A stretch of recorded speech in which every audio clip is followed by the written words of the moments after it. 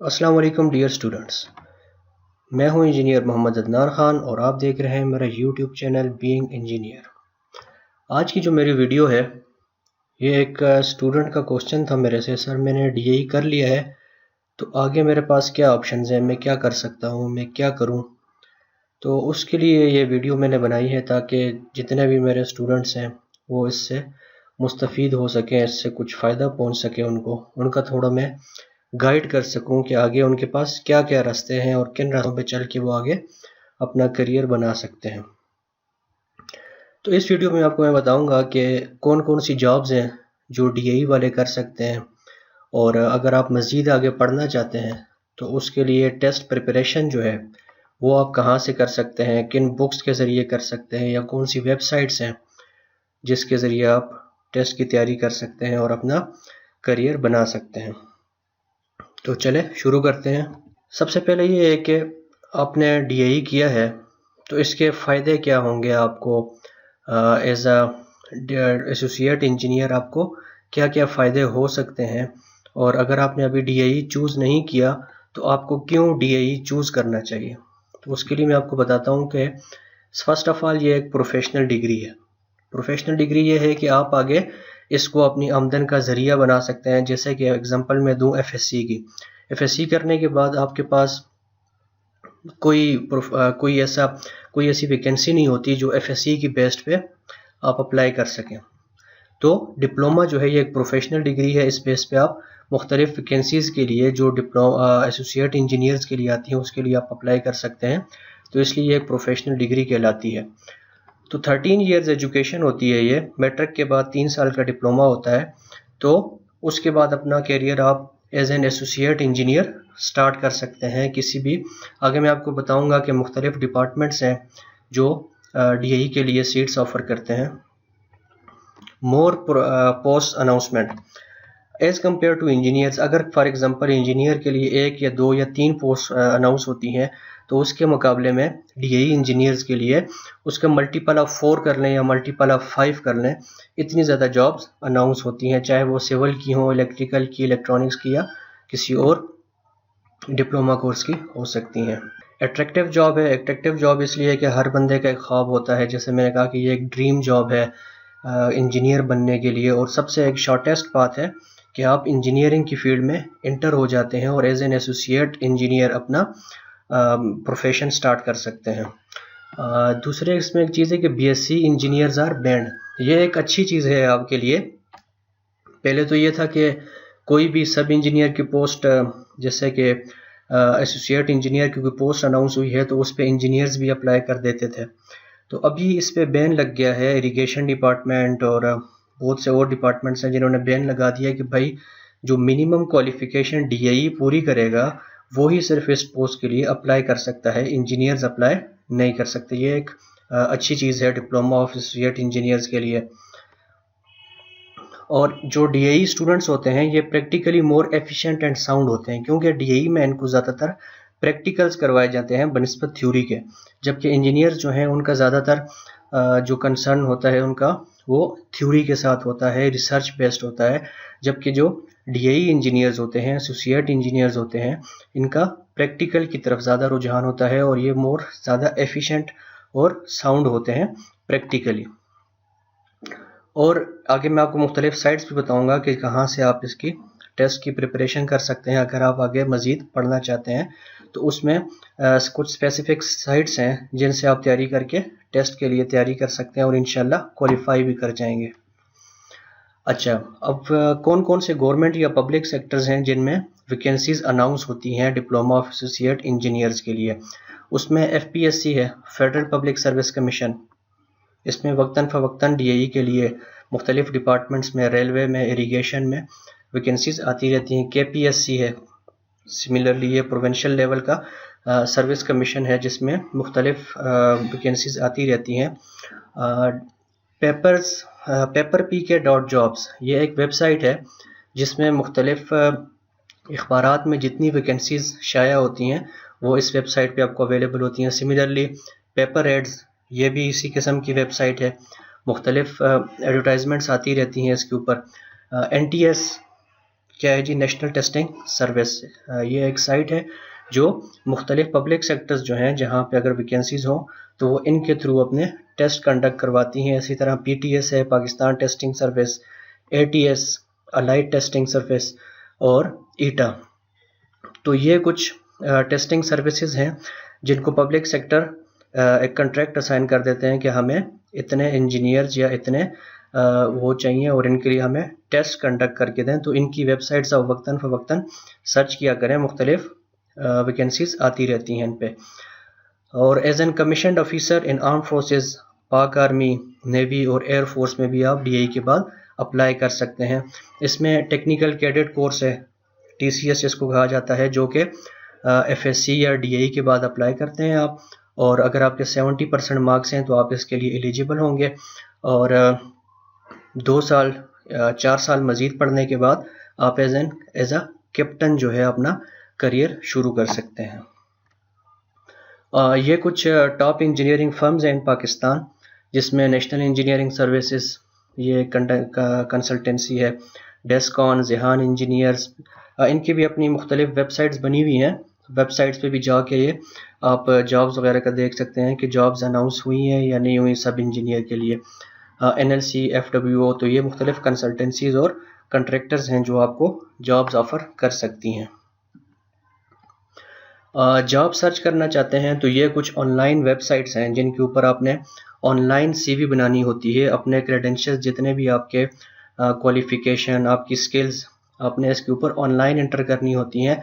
और through email अगर आपकी जॉब अगर आपकी जिस तरह आपने अपनी डिटेल एंटर की हुई है और उसके मुताबिक कोई जॉब अनाउंस होती है तो ये आपको बज़रिया ईमेल आगाह कर देते हैं कि आपके लेवल के मुताबिक जो जॉब है वो आई हुई है, आप काइंडली इसके ऊपर अप्लाई करना। तो इसमें रोजी.pk, ब्राइटस्पेयर, बेरोज़गार, मुस्तकबिल, talent hunters, next, jobs.pk, LinkedIn, नौकरी। तो ये आप अगर सारी वेबसाइट्स के ऊपर अपने ऑनलाइन अकाउंट्स बना लें तो ये आपके लिए जॉब सर्च में बहुत आसानी होगी इसमें आपको जॉब सर्च करने के लिए। अच्छा, ये एक एग्जांपल मैंने दी हुई है नेक्स्ट की, नेशनल एम्प्लॉयमेंट एक्सचेंज टूल। इसकी वेबसाइट है jobs.gov.pk। अगर आप इसका इंटरफेस देखें तो मुख्तलिफ आपको यहाँ पे नज़र आ रहा है कि 0 जॉब्स पोस्टेड टुडे। ठीक है, ये स्क्रीनशॉट मैंने लिया था क्योंकि चूँकि बहुत सुबह सवेरा में लिया था, तो इसमें उस दिन में कोई जॉब अनाउंस नहीं हुई थी, तो मुख्तलिफ जॉब्स इस पर अनाउंस होती रहती हैं। ठीक है, इसमें आप देख सकते हैं कि ओवरसीज़ भी जॉब्स हैं। ठीक है, बाहर मुल्क में, फ़ॉरेन में आप जा सकते हैं, गल्फ़ स्टेट्स में, सऊदी अरेबिया, ओमान, कतर, इस तरफ भी आप जा सकते हैं। गवर्नमेंट जॉब्स भी इसमें अनाउंस हुई हुई हैं, प्राइवेट जॉब्स भी अनाउंस हुई हुई है। तो ये एक जॉब वेबसाइट है यहाँ पे ऊपर। अब यहाँ पे अगर आप देखें इंटर जॉब टाइटल, ठीक है, आप एज अ सब इंजीनियर अप्लाई कर रहे हैं या सर्वेयर अप्लाई कर रहे हैं या इलेक्ट्रिकल की कोई सब इंजीनियर है तो वो यहाँ पे अप्लाई करना चाहता है, तो वो यहाँ पे अपना जॉब टाइटल लिख ले। ठीक है, यहाँ पे अपना कंट्री या city name, for example specifically आप इस्लामाबाद में जॉब सर्च करना चाहते हैं या अपने शहर मानसरा में या एबटाबाद में या स्वात में किसी जगह आप सर्च करना चाहते हैं तो यहाँ पे सिटी लिखें, तो उस सिटी में जो जॉब्स अवेलेबल होंगी वो आपके सामने आ जाएंगी, तो उस पर आप आसानी से अप्लाई कर सकते हैं। तो ये वही नेक्स्ट है, इसमें देखें गवर्नमेंट सेक्टर में जो जॉब्स ऑफर हुई हुई हैं, ये मोटर पंप अटेंडेंट के लिए हुई हुई है। यहाँ से सिंपली आप अप्लाई पे क्लिक करके अपनी CV अपडेट करके इस जॉब के लिए अप्लाई कर सकते हैं। तो कहने का मकसद ये है कि अगर टाइम टू टाइम दिन में 1-2 दफ़ा या 1 दफ़ा आप इसको टाइम दें और वेबसाइट खोलें, अगर आप देखें कि जो जॉब अनाउंस हुई हुई है वो आपकी डिग्री से रिलेटेड है और आप उसके लिए एलिजिबल हैं, तो आप आसानी से इन जॉब तक एक्सेस हासिल कर सकते हैं, अप्लाई कर सकते हैं। नेक्स्ट वेबसाइट है हमारे पास jobs.pk। ठीक है, इसमें मैंने सब इंजीनियर की जॉब सर्च की हुई है। ऊपर आप देख भी सकते हैं कि जितनी जॉब्स अनाउंस होती हैं पाक आर्मी की, इंजीनियरिंग से रिलेटेड, FPSC, KPSC, सारी इसमें एडवर्टाइज होती रहती हैं। अब फॉर एग्जांपल दूं मैं आपको कि सब इंजीनियर की पोस्ट यहाँ पे खाली है।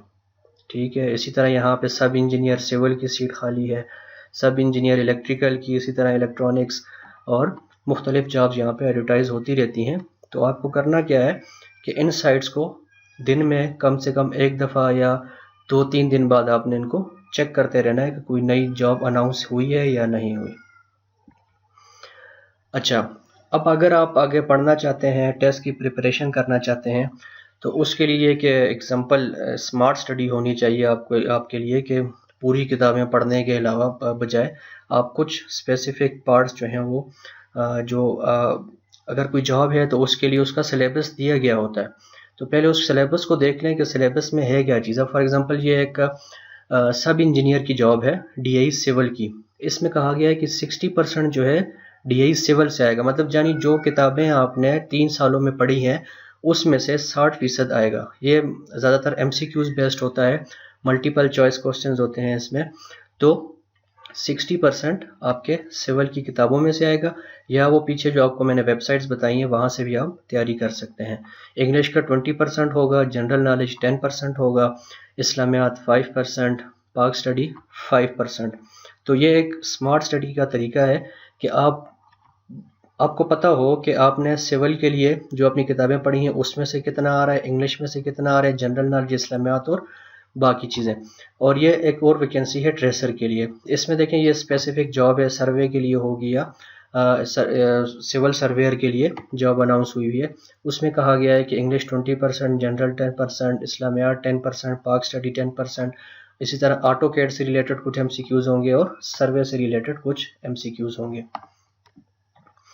और ये वो साइट्स हैं जहाँ से आप ऑनलाइन तैयारी कर सकते हैं, indiabix.com, examveda.com, pakmcqs.com। pakmcqs.com में आपके बहुत सारी कैटेगरीज बनाई हुई हैं, करंट अफेयर्स की भी बनाई हुई है, इंटरनेशनल अफेयर्स के बनाया हुआ है, जनरल नॉलेज का बताया हुआ है। तो बहुत एक वास्ट ये एक वेबसाइट है जहाँ से आप जनरल नॉलेज, इस्लामियात, पाक स्टडी वगैरह की तैयारी भी कर सकते हैं। इसी तरह गीक MCQ सिविल इंजीनियरिंग के लिए है और studysite.org। तो ये कुछ 5-6 साइट्स, इसके अलावा और भी होंगी लेकिन जो मैंने शॉर्टलिस्ट की हैं आपके लिए, तो अगर आप यहाँ से तैयारी करें तो इंशाल्लाह आप कोई भी टेस्ट क्वालिफाई कर लेंगे। इसी तरह मोबाइल ऐप्स भी बनी हुई हैं इन्हीं वेबसाइट्स की, जहाँ से आप चलते फिरते, आते जाते, गाड़ी में बैठ के, सफ़र के दौरान अगर आपके पास इंटरनेट अवेलेबल है तो ऑनलाइन भी आप ये ऐप अगर आपके पास इंस्टॉल है तो आप इससे अपने टेस्ट वगैरह की तैयारी कर सकते हैं। जिसमें इंडियाबिक्स की ये ऐप है, एग्जामवेडा, पाक MCQs की ये वेबसाइट्स हैं जो कि प्ले स्टोर से, गूगल प्ले स्टोर से आसानी से डाउनलोड की जा सकती हैं। इसी तरह बुक्स हैं, अगर आप हार्ड में या किताबों की सूरत में स्टडी करने के आदी हैं तो उसके लिए आपके लिए ये है कि जो आपकी कोर्स बुक्स हैं, सबसे पहले तो DI की जो कोर्स बुक्स हैं 3 सालों में आपको जो पढ़ाई जाती हैं उनमें से तैयारी करें। उनमें भी अगर आप देखें कि हर चैप्टर की एक्सरसाइज में MCQs गिवन होते हैं, वहाँ से तैयारी करें। इसके अलावा ये सिविल इंजीनियरिंग की बुक मैंने आपको बताई हुई, इस तरह इलेक्ट्रिकल की, इलेक्ट्रॉनिक्स की भी बहुत सारी MCQs की किताबें अवेलेबल हैं। तो मैं सिविल से बता रहा हूँ आपको सिविल इंजीनियरिंग के लिए भाई इमरान अहमद, RS कुर्मी और RA गौर की किताबें बहुत ज़्यादा पढ़ी जाती हैं टेस्ट प्रिपरेशन के लिए। और अगर आप मज़ीद पढ़ना चाहते हैं आगे तो उसके लिए कि आप अगर आप DI के बाद आगे जाना चाहते हैं तो कहाँ कहाँ आपके लिए अपॉर्चुनिटीज़ हैं, तो उसमें यह है कि आप BTech कर सकते हैं। BTech डिप्लोमा के बाद 4 साल का कोर्स होता है जो कि BS सिविल इंजीनियरिंग के इक्विवेलेंट होता है। BTech या BS टेक्नोलॉजी इसको कहा जाता है। इस तरह सिविल या इलेक्ट्रिकल में आप कर सकते हैं। फॉरेन स्कॉलरशिप्स बैरून ममालिक में, जिस तरह वेस्टर्न कंट्रीज़ हैं वहाँ पे मुख्तलिफ स्कॉलरशिप्स ऑफ़र होती रहती हैं, उसके लिए आप अप्लाई कर सकते हैं। BS physics, BS geology, BS English, BS mathematics, BS Urdu, BS chemistry, BS environmental science, BS architecture और इसी तरह बहुत सी फील्ड्स हैं जिसमें DI diploma of associate engineers जो हैं वो अप्लाई कर सकते हैं। तो यहाँ तक इतना ही था। अगर आपके मज़ीद कोई क्वेश्चंस हो तो आप मुझसे कमेंट सेक्शन में नीचे पूछ सकते हैं। यही वेबसाइट्स मैं नीचे डिस्क्रिप्शन में भी दे दूँगा, वहाँ से भी आप क्लिक करके डायरेक्ट वेबसाइट पे पहुँच सकते हैं।